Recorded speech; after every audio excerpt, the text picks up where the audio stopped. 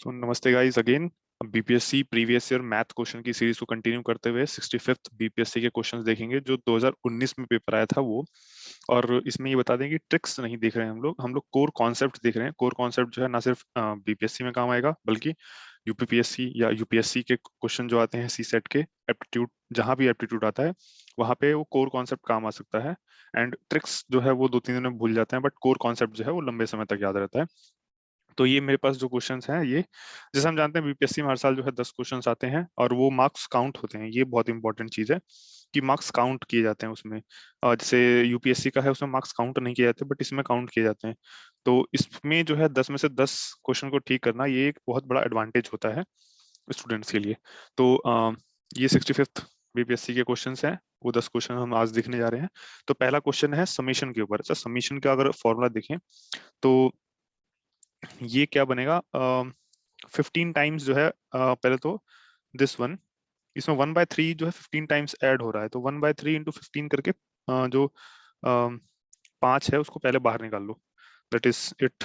फिर उसके बाद जो है एन, एन वन के लिए यानी 1 + 2 + 3 प्लस डॉट डॉट डॉट 15 तक जाएगा। ये 15 तक गया उसके बाद। सो दिस अप टू 15 ये जो है एक एपी की सीरीज बना रहा है। एपी की सीरीज में जो समीशन का फॉर्मूला होता है S N is equals to n/2, bracket में first term plus last term. ये एक सिंपल फॉर्मूला होता है समीशन का। तो ये हो जाएगा 15/2। और फर्स्ट टर्म क्या है? फर्स्ट टर्म है 1, लास्ट टर्म क्या है? 15 है। तो सिंपल 15 + 1 16, 16 को जो है 2 से कैंसिल करा 8, 8 आएगा। तो 15 इंटू 8 जो है 120 हो जाएगा। तो ये 120 तो एन आ रहा है। और वो जो 1/3 15 टाइम्स जोड़ा था तो 120 + 5। तो जो फाइनल आंसर आएगा 120 + 5 equals to 125। So 125 is the correct answer in this question. So coming to the second question ये क्या कह रहा है? Two trains each of length 150 metres are moving in opposite direction. अच्छा, अपोजिट डायरेक्शन का ये खास होता है कि दो कोई भी बॉडी अपोजिट डायरेक्शन में मूव कर रही हैं। एक की वेलोसिटी ए है, एक की वेलोसिटी बी है। तो जो कंबाइंड वेलोसिटी होगी वो हो जाएगी ए प्लस बी। और सेम डायरेक्शन में मूव करने पर जो है वो ए और बी है तो ए माइनस बी हो जाती है कंबाइंड वेलोसिटी। ये एक इंपॉर्टेंट कॉन्सेप्ट है, यहाँ पर याद रखना। तो दो ट्रेन है वो एक ही डायरेक्शन में मूव कर रही हैं और 150 मीटर ईच की लेंथ है और 90 किलोमीटर पर आवर की स्पीड है। तो 150 मीटर ईच की लेंथ है तो जो कंबाइंड लेंथ हो जाएगी, जो टोटल लेंथ हो जाएगी, total length will be 300 metre, क्योंकि दो हैं और 150 मीटर की लेंथ है और 90 किलोमीटर पर आवर की स्पीड है और अपोजिट डायरेक्शन में जा रहे हैं। तो जो कंबाइंड स्पीड होगी, कंबाइंड स्पीड होगी वो हो जाएगी combined speed 180 kilometre per hour, 180 kilometre per hour. अब क्या करना है इसको कि कितना टाइम लगेगा एक दूसरे क्रॉस करने में। दैट मीन्स ये एक यहाँ पर है, एक यहाँ पर है। दैट मीन्स टोटल 300 मीटर की डिस्टेंस कवर करनी है। 150 ये with speed of 180 kilometre per hour. तो उसको सेम सिंपल फॉर्मूला क्या होता है टाइम का? Time is equals to distance upon speed. But distance यहाँ पे जो है मीटर में दिया हुआ है तो इसको भी स्पीड को भी मीटर में कन्वर्ट करेंगे। तो 180 किलोमीटर पर आवर यानी आवर जो है ऊपर चला गया है। आवर को जो है सेकंड में कन्वर्ट करने के लिए 3600 मल्टीप्लाई करते हैं और किलोमीटर को मीटर में कन्वर्ट करने के लिए 1000 से मल्टीप्लाई करते हैं। तो ये अब हो गया सेकंड में आंसर आ जाएगा। तो काटते हैं, जीरो से जीरो कैंसिल, इस जीरो से ये जीरो कैंसिल, ये जीरो से ये जीरो, ये जीरो से ये जीरो। अब क्या बचा यहाँ? अ, यहाँ बचा 18, 18 1 जा 18, 18 2 जा 36 और क्या बचा? कुछ नहीं, 3 2 जा 6, 6 इज द आंसर।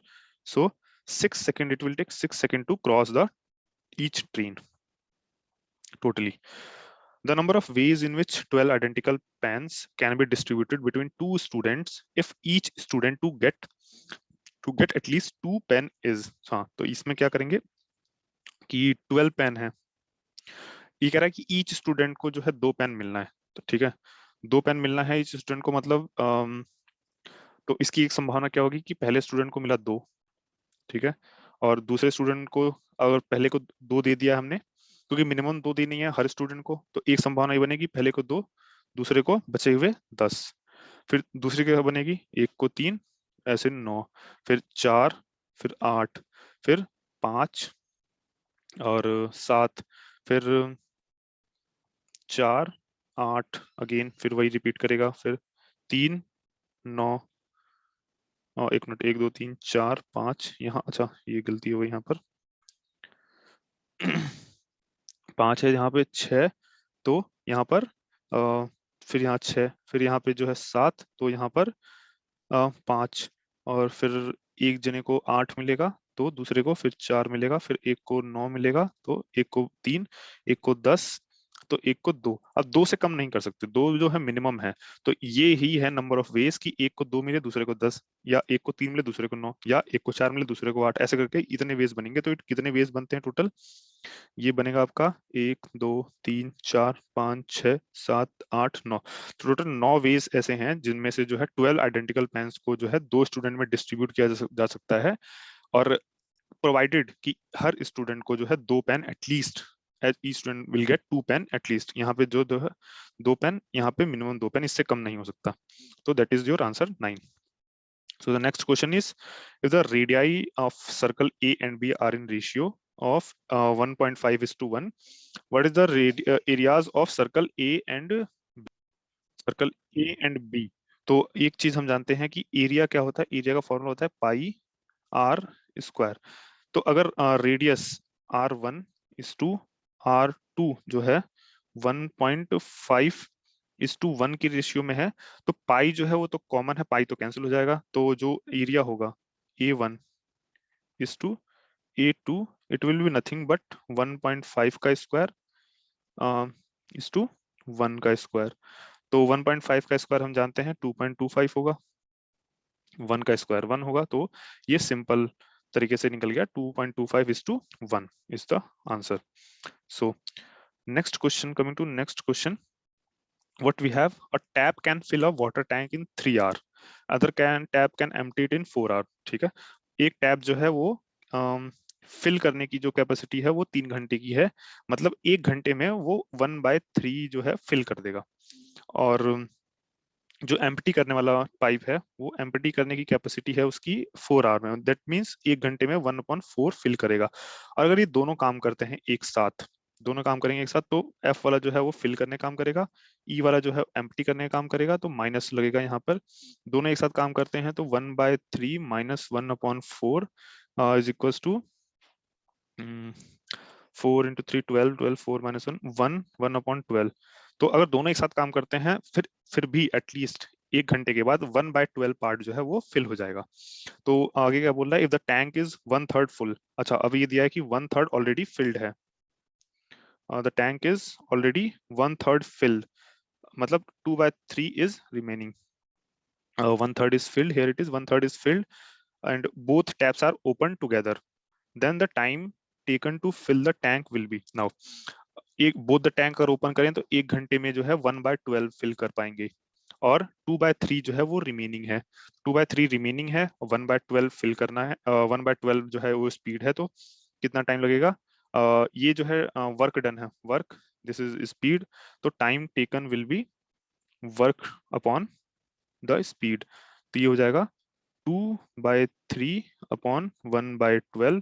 तो मैथमेटिक्स के लॉ से हम जानते हैं कि ये हो जाएगा 2/3 into 12, that is 3 into 4, 4 into 2 is equals to 8, so 8 hour will be your answer। So this is the core concept formula to solve this question। Tricks जो है वो ट्रिक्स तो है, बट ट्रिक्स जो है वो भूल जाएंगे फिर, इसमें इंपॉर्टेंट नहीं है, तो this is important for you. So एक और जो है सीरीज का क्वेश्चन है, सीरीज वाले क्वेश्चन में बताया था कि अगर सीक्वेंस बनाना है तो 1 है, 3 है, 9 है, 15 है, 25 है, 35 है, 49 है, तो इसमें जो है कुछ समझ में नहीं आ रहा है वैसे, बट अगर सेकंड पोजीशन तक पहुंचे, जैसे 1 और 3 में कितना गैप है, 2 का गैप है, 3 और 9 में 6 का गैप है, 9 और 15 में फिर 6 का गैप है, 15-25 में 10 का गैप है, 25-35 में फिर 10 का गैप है, और 35-49 में कितने गैप है, ये 14 का गैप है। तो एक सीरीज समझ में आ रही है हमको कि 6 6 10 10 14, फिर फिर 14 का गैप आना चाहिए, तो 14 को ऐड कर दें अगर 49 में, तो 49 प्लस 14 जो है वो हो जाएगा हमारा नेक्स्ट टर्म सीरीज का, that is 63. So that will be answer. So coming to the next question, x square minus y square equal to 7, x minus y equals to 1. Simplest question I can say of this test. X square minus y square is equal to 7 or x minus y is equal to 1. तो x ए square minus B square का formula हम जानते हैं कि ए square minus B square का formula होता है ए minus B into ए plus B, तो ये हो जाएगा। और x माइनस वाई की वैल्यू हम जानते हैं 1 है, तो x प्लस वाई जो है वो हो जाएगा 7। x प्लस वाई अगर 7 है तो x माइनस वाई से इक्वेट करके ये cancel, 2x is equals to 8, x की वैल्यू आ गई 4 यहाँ से। अगर x 4 है, x की वैल्यू 4 रखें यहाँ पे, तो y की वैल्यू जो है वो आ जाएगी 3 इस यहाँ इसमें इक्वेट करने के बाद। तो x की वैल्यू 4 है, y की वैल्यू 3 है। अब क्या बोला है कि length of a diagonal of a rectangle of length and width respectively x centimetres, ठीक है। तो अब एक ट्राइंगल का जो वो होता है, रेक्टेंगल, सॉरी ट्राइंगल नहीं, इसकी अगर एक लेंथ आई है ये x इक्वल्स टू 4 और ये आई है y x इक्वल्स टू 4 और y इक्वल टू 3, तो जो डायगोनल का लेंथ होता है वो होता है under root X square plus Y square. तो X square plus Y square that is 4 square plus 3 square, 4 square 16, 3 square will be 9, 16 plus 9 equal to 25 and 25 का root equals to 5. So 5 centimeter will be your answer, the diagonal length of the diagonal. So coming to the next question, in a class of 80 students, 60 students play carom, 45 play chess. So forget about 80 students. Don't see this thing at first. So don't see that 80 students are mentioned. Just see the percentage. Let us take this percentage as the absolute number. So कहने का मतलब ये है कि 60 student अगर carrom खेले हैं, that means out of 100 60 जो है वो कैरम खेलते हैं, that is carrom playing student जो है 60 हैं। अगर इफ आउट ऑफ 100 की बात करें तो हम ये कैलकुलेट करके बाद में देखते हैं आगे क्या करना है। और 45 जो है चेस खेलते हैं, ठीक है, चेस जो है वो है 45 और 10 स्टूडेंट कुछ भी नहीं खेलते हैं, that means carrom playing plus chess playing जो स्टूडेंट हैं वो 10% नहीं खेलते हैं आउट ऑफ 100%, दैट इज मतलब 90% ही लोग कुछ ना कुछ खेलते हैं। तो इनको ऐड करने पे 90 आना चाहिए, 90% और 90, कैरम प्लेइंग और चेस प्लेइंग दोनों को ऐड करने में 90 आना चाहिए। तो एक फॉर्मूला होता है उससे, सेट का फॉर्मूला होता है कि C union C H is equals to C plus C H minus C intersection C H. C intersection C H का मतलब क्या है, वो स्टूडेंट जो दोनों खेलते हैं, तो वो स्टूडेंट जो दोनों खेलते हैं वो निकालने के लिए जो है ये फॉर्मूला लगेगा। तो सी यूनियन एच ये जो है ये 90 है हमारे पास, सी जो है वो 60 है, ये जो है 45 है, ये जो है नहीं पता हमको, ये निकालना है सी इंटरसेक्शन सी एच। तो यहाँ से सी इंटरसेक्शन सी एच जो आएगा, यानी वो स्टूडेंट जो दोनों खेलते हैं, वो आएगा 90, 60 प्लस 45 इज इक्वल्स टू 105, तो 15 आएगा।